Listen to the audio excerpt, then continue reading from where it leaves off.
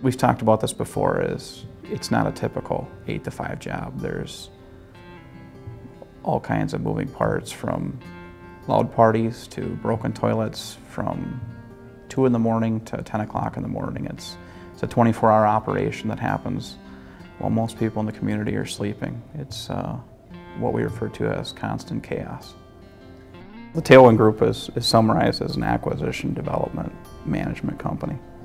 So there's 3 or 4 different forms. There's the development side, create an opportunity, build something and lease it back, sell it.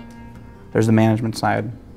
It could come through development, it could come through acquisition, and in turn a full-blown management company which manages the asset that's either acquired or developed. The fact that Reg and I were both flying for a living, and I had been at my first job for 6 months.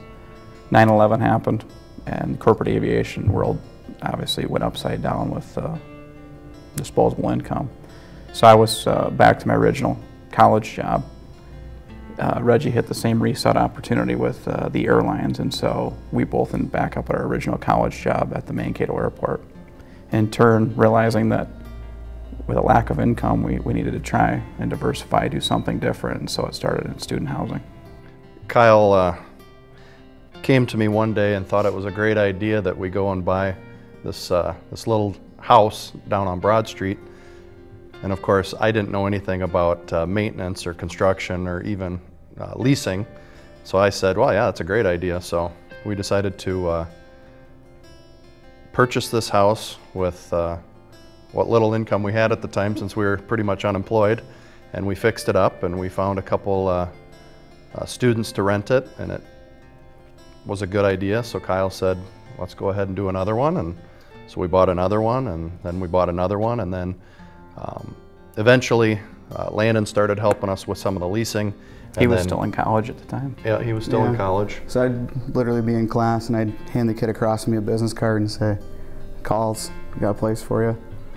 And then Michael had started purchasing some properties in the Mankato area. Bought a few from these guys, and I was a banker, and I said, well, you guys are making too much money off of me, so let's partner up and let's keep these things. And we just kept doing it, and one thing after another, apartment buildings, bigger developments. And so I think to summarize, you know, where we were and where we came from, we had 2 guys that wanted to be pilots, we had a banker, and we had a guy that thought he might be an economics teacher or something like that, and at the end of the day, none of us are doing what we thought we were going to do. Our staff is the largest part of our success. Is the growth, and the amount of growth that we've had has taken wonderful people. I would say, without a doubt, Mankato's finest. We have some fantastic employees. The potential and opportunity for Greater Mankato, the outlook continues to be successful.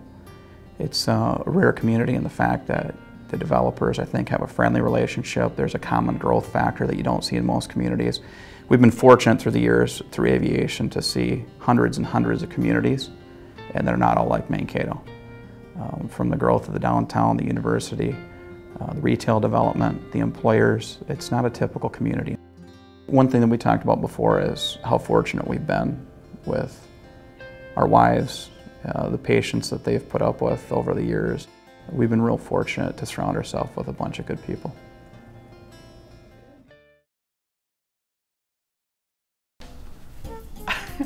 Go ahead, Michael.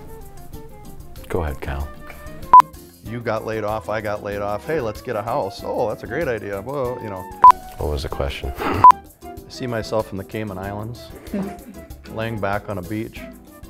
And John was explaining that we're going to need 20% down on a loan, and I looked at him without hesitation. I said, "Can we put that on a credit card?" Are you guys bored yet?